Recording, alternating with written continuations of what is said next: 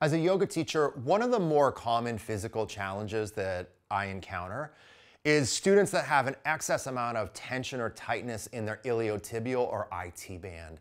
And this tightness can create local irritation in the outside of the knee, irritation in the outside of the hip. And unfortunately, the two most common things that people do to respond to it is either ignore it, not a great solution, or directly foam roll it, which isn't bad, but we have much more effective strategies.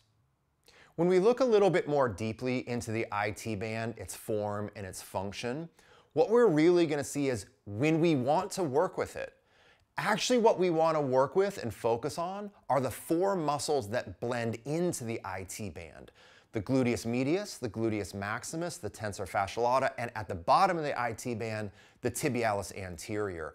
Working with these muscles, getting them to be long, getting them to be strong, managing their propensity for excess tension is the most effective strategy for dealing with the IT band itself. So let's look a little bit more deeply at the anatomy of the IT band and what we can do as yoga practitioners and yoga teachers to help this region function well. The iliotibial band, or the IT band, is a thick band of fascia, a type of connective tissue, that runs from the outside of the hip all the way down to the outside of the knee. And it runs superficially on the vastus lateralis, the most lateral quadricep muscle. The IT band does have some elastin fibers, so it's not completely rigid, but it has a very low elastic profile. This means that the IT band by nature is not highly flexible.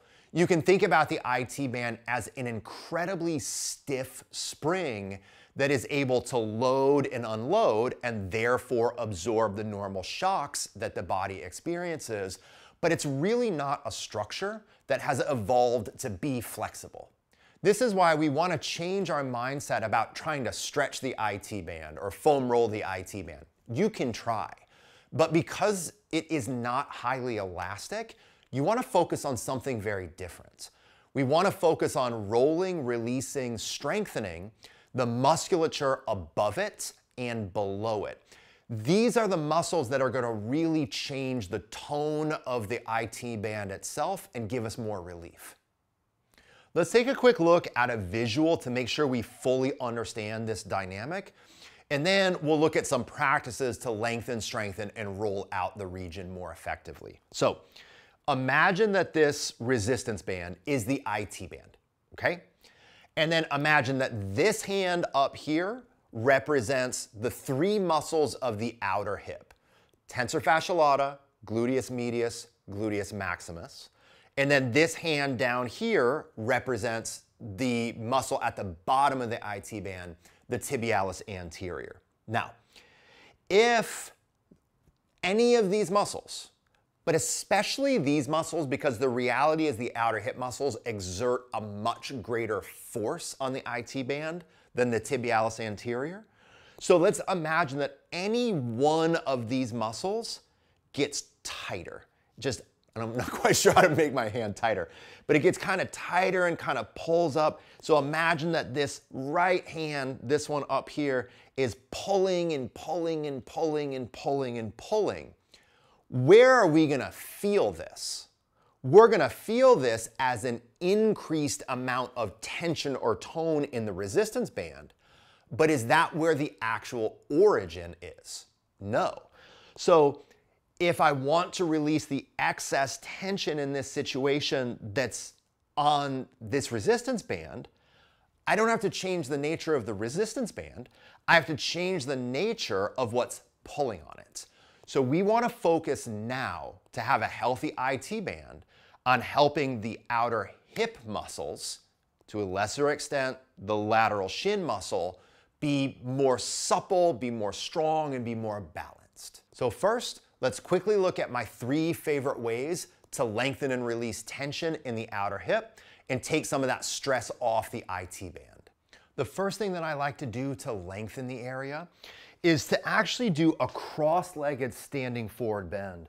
So what we do, everybody, is we start in a feet hip width apart forward bend the knees a little bit, Then we cross one leg over the other. I'm crossing my right over the left. Then from here, if we need to be a little higher up, we can have our hands on blocks, or you can put hands on a chair. Now, the right foot is in front. So what I'm going to do is I'm going to lean my hips to the left. And as I lean my hips to the left, I get a really good length in all the musculature on the outside of the hip that we were focusing on. I can increase it even a little bit further by walking the hands to the right. I bump the hips to the left, I walk the hands to the right, and that gives me a really accessible, effective outer hip opener. Second, we're gonna look at Gomukhasana. This is so classic and it sets up in a really important principle.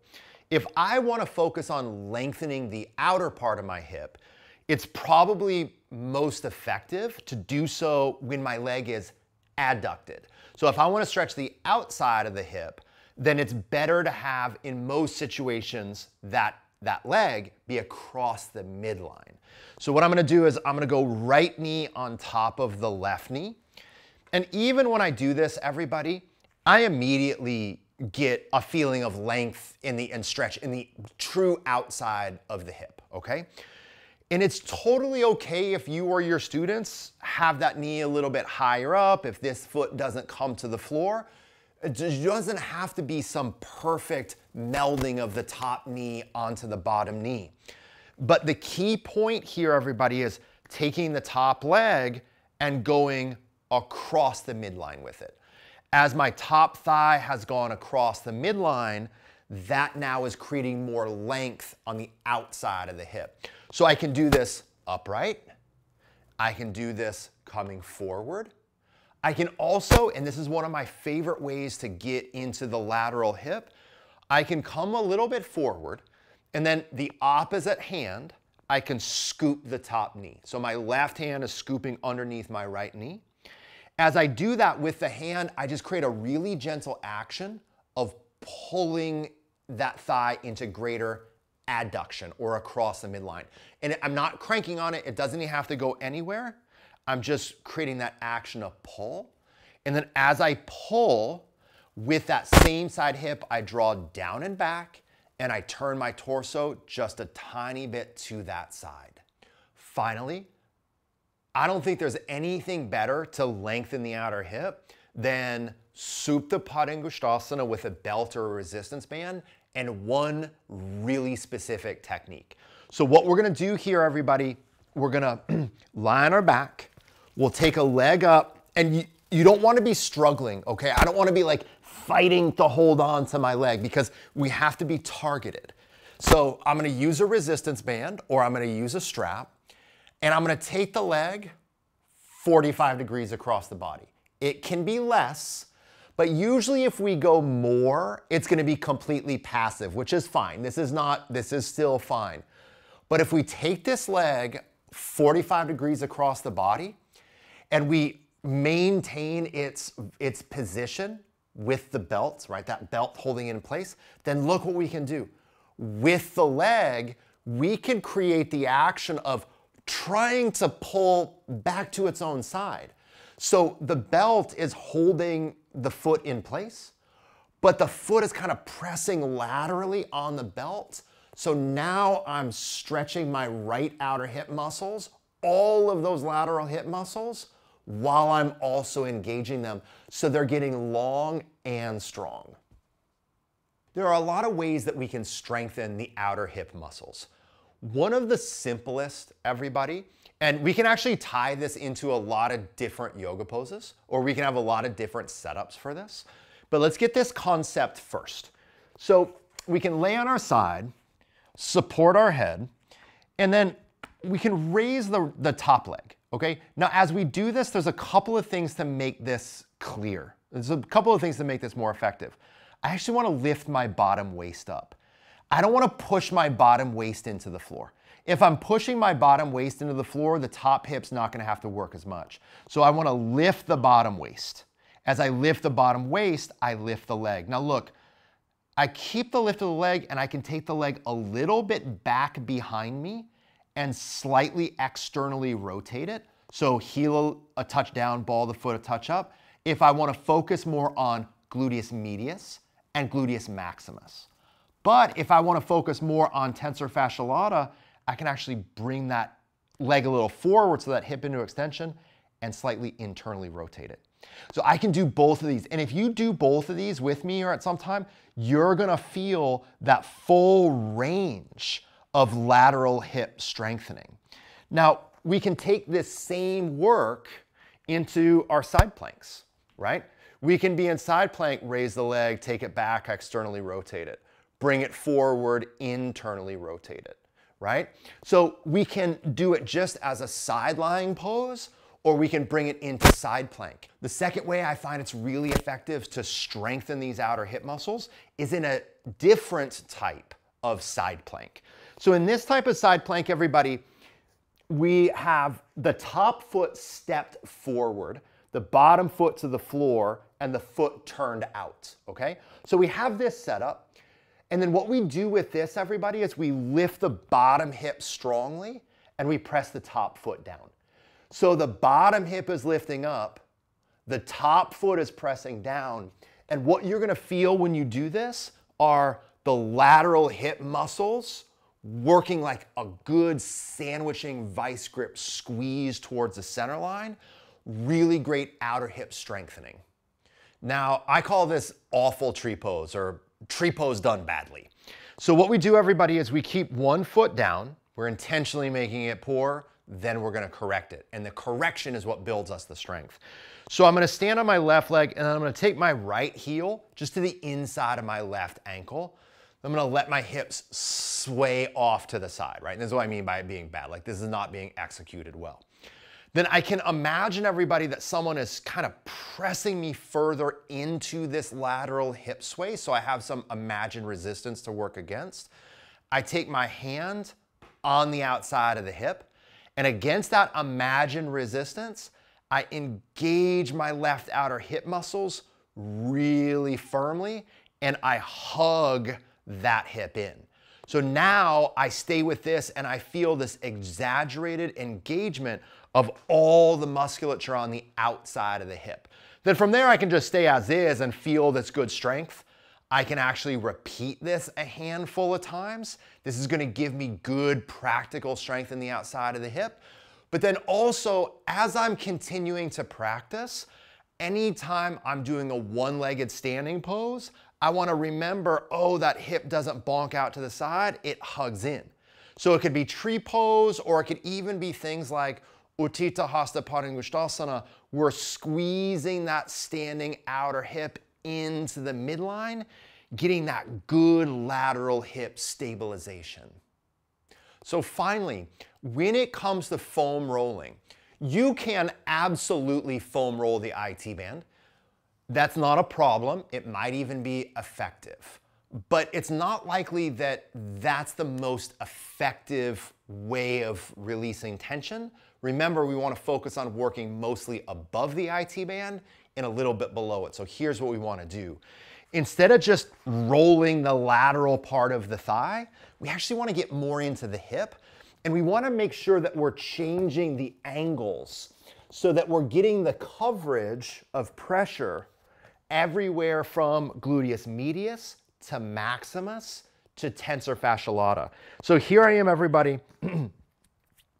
I have the outside of my left hip on the roller. And then what I can do is I can kind of go a little bit up and down. I can kind of pause in a spot, or I can create motion. And here I am when the outside of my hip is flush to the roller. I'm really on lateral hip, gluteus medius. But then if I want to get more into maximus, which I advise you do, I can turn my hips a little bit more facing the ceiling, so my hip points are facing the ceiling, and I can get more on maximus, right? So more that posterior side. And then when I want to get to tensor fascia lata, the tensor fascia lata, everybody, real quick, is like the fifth pocket in a pair of pants, like that little like coin pocket. That's where your tensor fascia lata is, okay?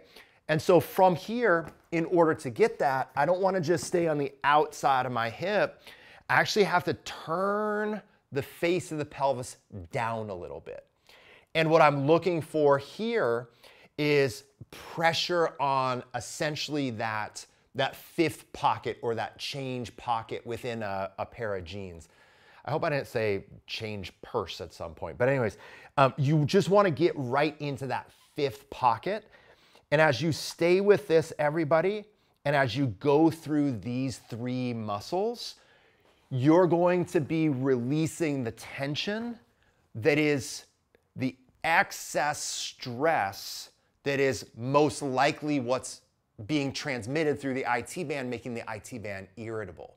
It's also really nice to get to the tibialis anterior, so getting some length or pressure or release on the musculature that the IT band blends into at the bottom. I think you should be mostly focusing on the stuff on the top, but to get to this, what you can do is you can find on the lateral part of the shin this little bony, pokey part, okay? This is the fibular head, right? And so you find that fibular head and we go right below it. And as we go right below it, we're gonna be on the tibialis anterior. And so that's where we want to get the foam roller. So the way that I do that, everybody, is I come into here. So it's almost like the side plank. Remember this side plank version that we did here? It's kind of like this, but we melt down so the anterior lateral part of the shin, right at the very top lateral part, anterior part of the shin, is on that foam roller, right? And then we can just go a little bit up and down, right? And I usually run the whole length of my shin when I do this. I keep both hands on the floor and then just glide up and down, slightly varying the angle of pressure. As always, everyone, I appreciate your time and your interest in this content. For those of you that are yoga teachers, if you want to go more deep into your education and work with me in a more in-depth fashion, you can join my 300-hour advanced teacher training online. Or if you want to take smaller courses with me, I have courses on sequencing, anatomy, injury management, teaching beginners. I'd love for you to join me. All the information is in the links below.